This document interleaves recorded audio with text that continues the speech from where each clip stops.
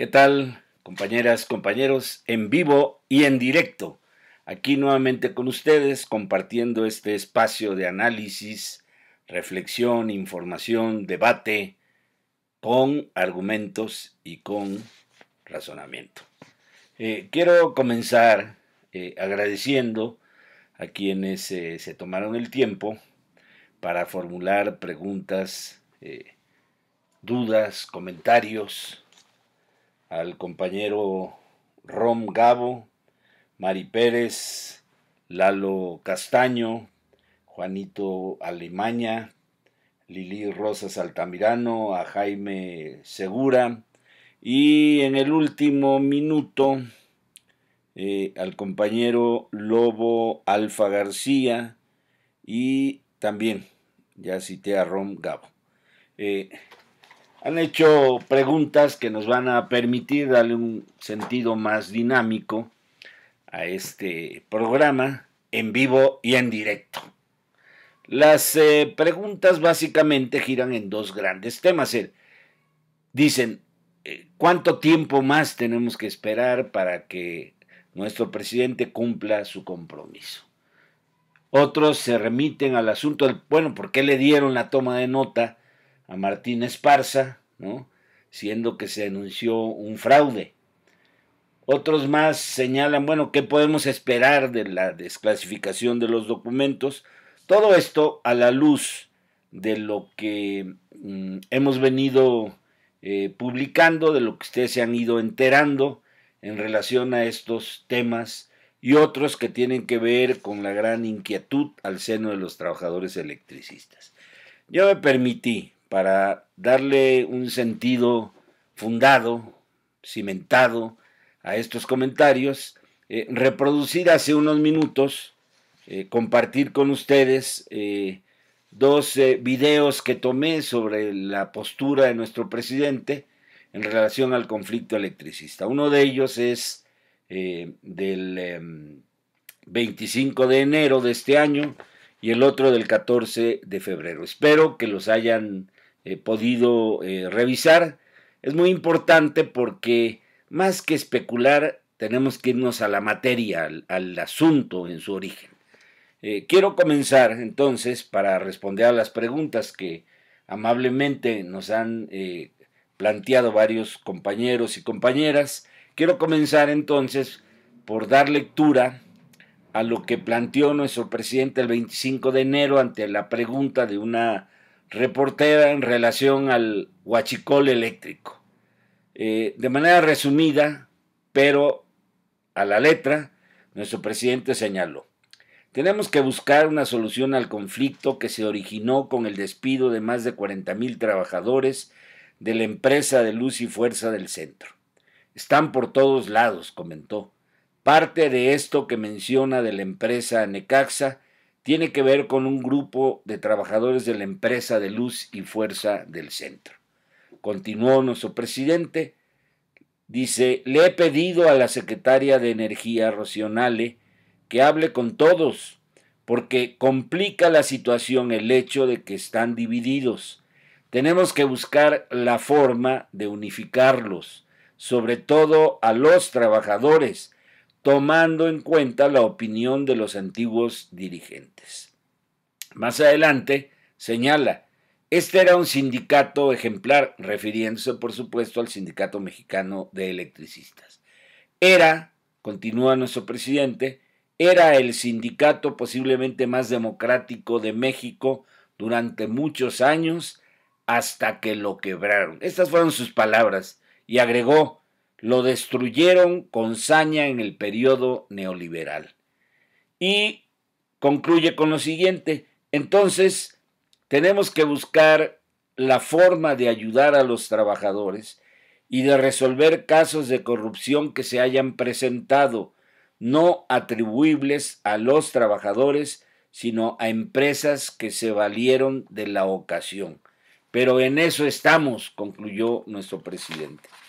Y días después, el 14 de febrero de este año, también ante una pregunta expresa en las conferencias matutinas, que mucho recomiendo para darle seguimiento a estos y a los grandes temas nacionales, también a una pregunta expresa en relación a los electricistas, nuestro presidente comentó, dice, el otro que hablas de una empresa que se constituyó con trabajadores y líderes del ESME y se asoció con otra empresa privada y se le dieron concesiones para la explotación o la generación de energía eléctrica.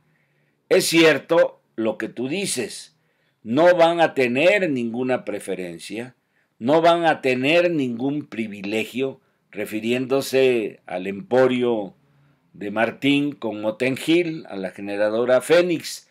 Dijo textualmente, ya eso se termina, esas fueron cosas que sucedieron en el sexenio pasado, nosotros no vamos a actuar de esa forma.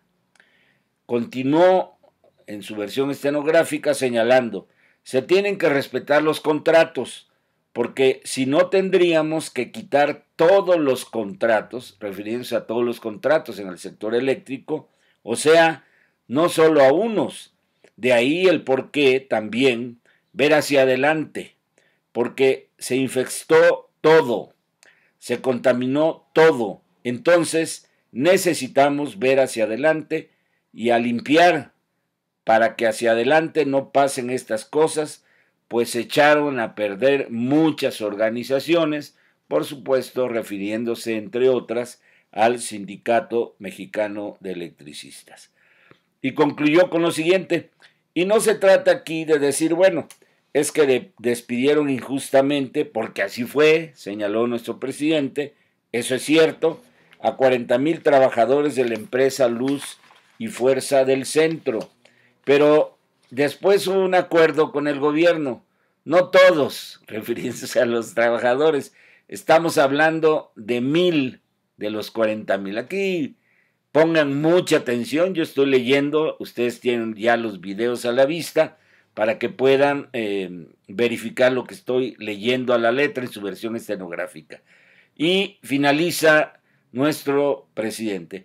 Y si hay una asociación con una empresa privada y si se les dieron estos permisos, entonces ya no vamos a seguir con estas prácticas porque además ya no se va a seguir favoreciendo a empresas particulares en detrimento de la Comisión Federal de Electricidad. Ahora la Comisión Federal de Electricidad va a generar la energía. Esa es la nueva política, pero no suspender contratos. Bueno, de aquí los lamebotas de Martín Esparza se agarraron y hasta me pusieron un cartel diciendo, ya ves cómo te quedó el ojo Almazán. No, pues es que yo me voy a lo que el presidente dijo. Y lo que el presidente dijo es de que se va a respetar lo que se firmó, aunque él señala que fueron contratos leoninos. Pero, ¿por qué no le preguntan a Martín o a sus achichincles o a sus lamebotas dónde quedó lo que Martín tanto pregonó, el famoso contrato de compra-venta de energía eléctrica entre la generadora Fénix y Comisión Federal de Electricidad? Pues en nada, eso no se lo dieron.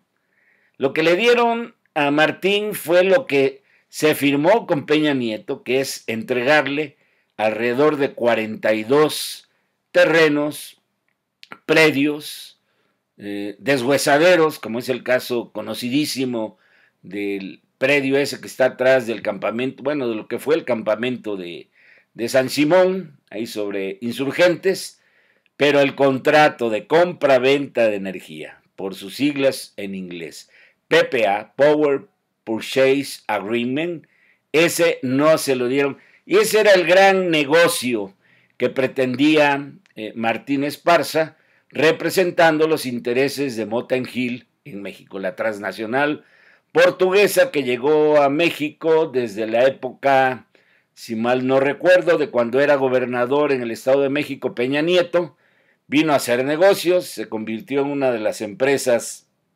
favoritas de cuando Peña Nieto gobernaba en el Estado de México. Ustedes ya saben, ¿no? Eso es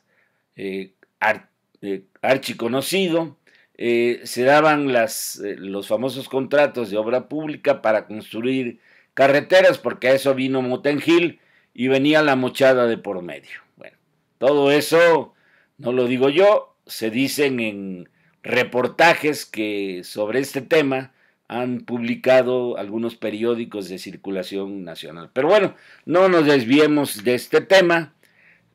Le están dando a Martín, porque todavía faltan algunas cositas, predios, que sí fue parte del acuerdo de esa negociación traicionera para que a cambio de firmar el finiquito del pasivo laboral de 80,000 millones de pesos, le dijeron, bueno, ahí te van estos predios, esos son tuyos, ¿sí?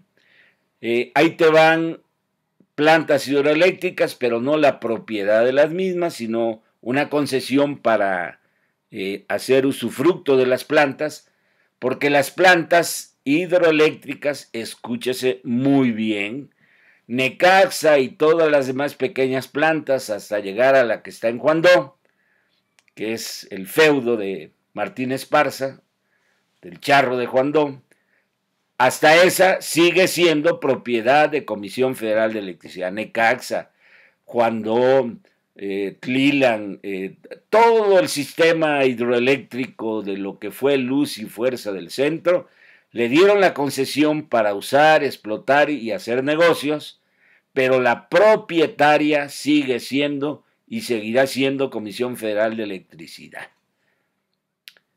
Esa es la parte que luego se olvida, que Martín oculta.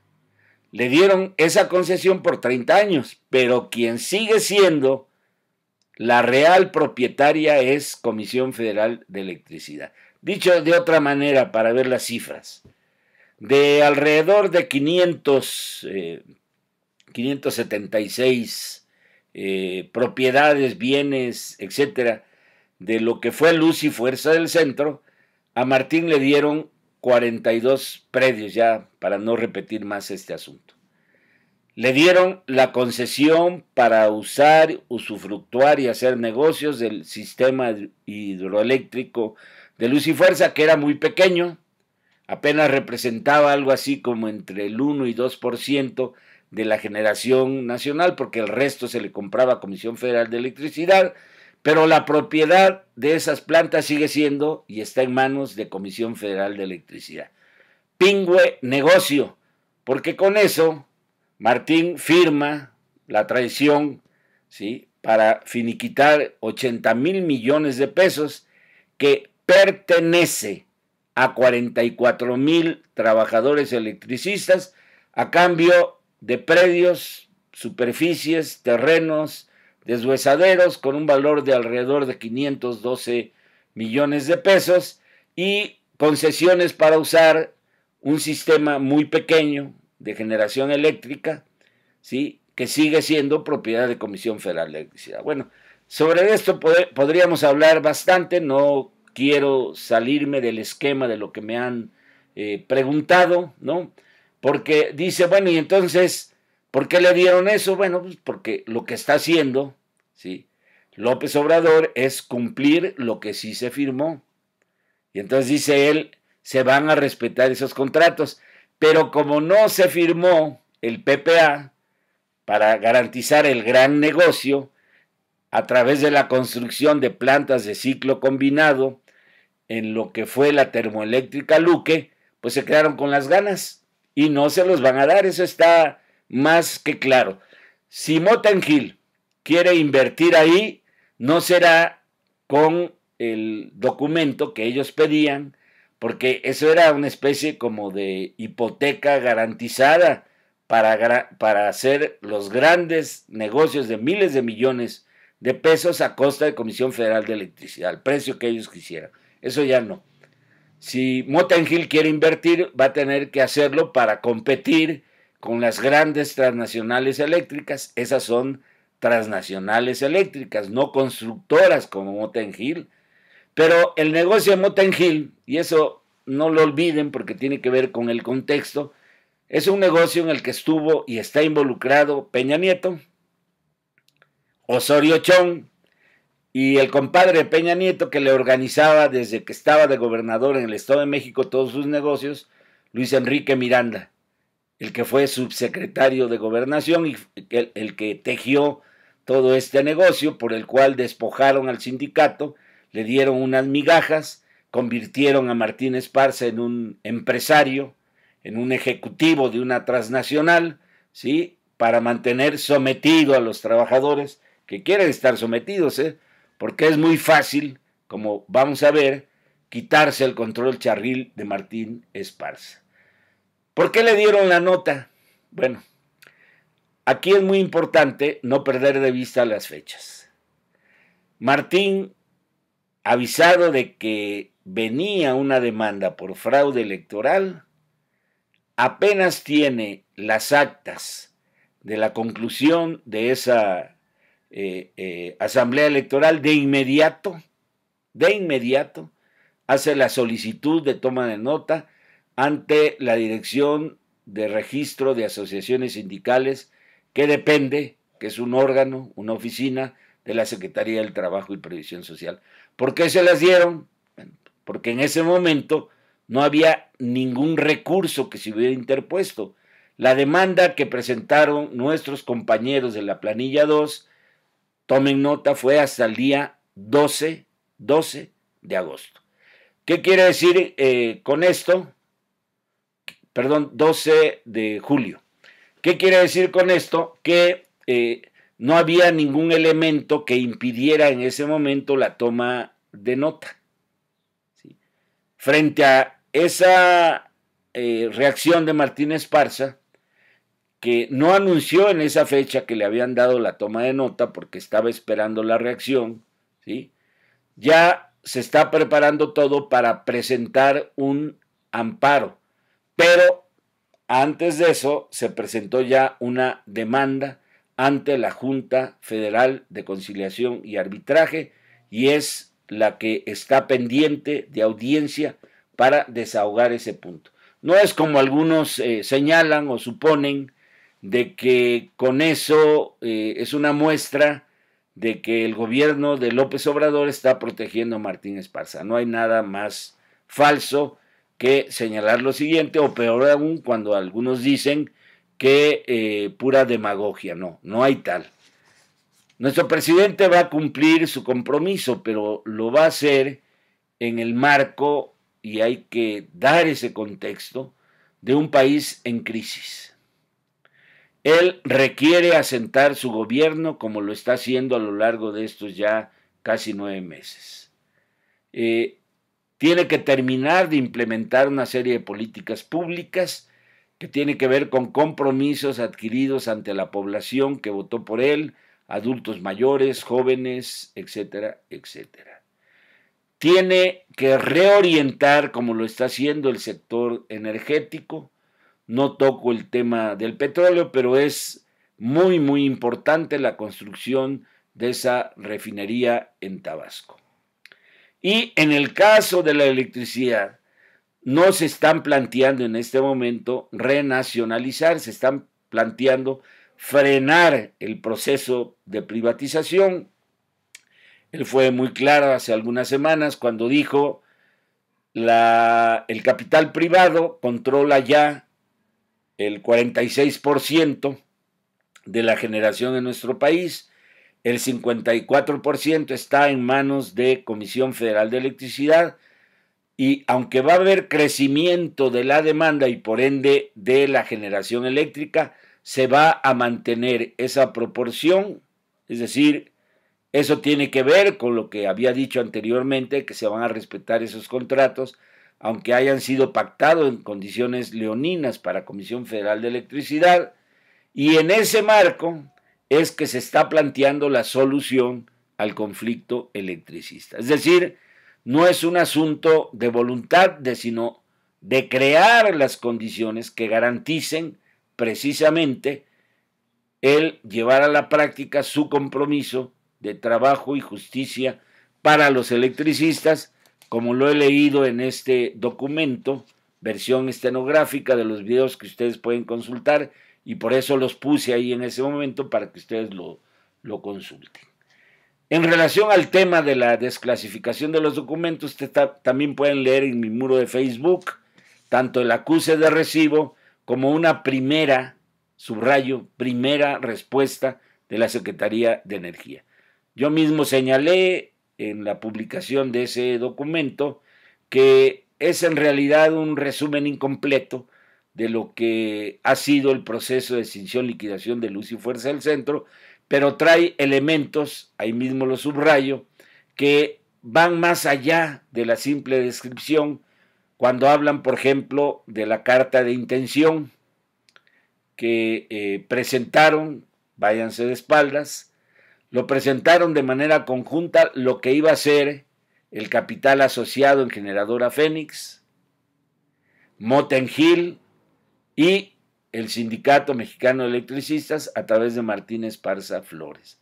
Es decir, ellos presentaron una propuesta de negocios que el gobierno de Peña Nieto, que lo había auspiciado, lo avaló. ¿Por qué? Porque ellos también metieron la mano en eso que estaban buscando fuera el gran negocio, ¿sí?, en el sector eléctrico. Y se quedaron con las ganas, por lo que ya he señalado. Y por lo mismo, lo que tenemos enfrente es esperar la respuesta tanto del SAE, que no ha llegado, de la Secretaría de Hacienda, que no lo ha hecho, y del INAI, que es quien tiene el resguardo de toda esa información reservada secreta, que suman miles, decenas de miles de documentos, pero particularmente que tienen que ver con los contratos y acuerdos de ese proceso de negociación que se implementó en la Secretaría de Gobernación y que terminó por hacer de Martín Esparza y su mafia sindical un pequeño feudo, un pequeño emporio empresarial sindical, algo que no se había visto ni siquiera con Fidel Velázquez al frente de la CTM, pero así se las gasta el charro de Juan Doe. Muy bien, frente a este panorama, ¿qué tenemos que hacer? Empujar, organizarnos, presionar. Yo hace unos días hablé con los compañeros antiguos dirigentes, como lo ha señalado nuestro presidente Andrés Manuel López Obrador. Hablé con los exsecretarios generales, particularmente Rosendo Flores y Tapia, y les propuse que ya se pensara en hacer una convocatoria para la próxima semana en el Salón Los Ángeles, y ahí, a partir de todos estos elementos y otros, pensar en una posición que ya tienda a arrancar una definición en el marco de los compromisos de López Obrador de trabajo y justicia para todos los electricistas. Estos son mis comentarios, compañeras y compañeros. Por supuesto, mucho les voy a agradecer que puedan ustedes formular sus observaciones, hacer sus planteamientos. Vamos a mantener en estos días una presencia a partir de lo que ustedes nos comenten, nos pregunten, nos planteen, nos critiquen, todo bajo la premisa de que este espacio y este programa es de análisis, de discusión, de debate, pero a partir de documentación, a partir de razonamientos, de argumentos, y no a partir, como lo hacen los lamebotas, mezquinos, quitacaspas de la gente de Martín Esparza. De mi parte es todo, les agradezco mucho su paciencia y nos estamos viendo en los próximos días. Muy buenas tardes a todas y a todos.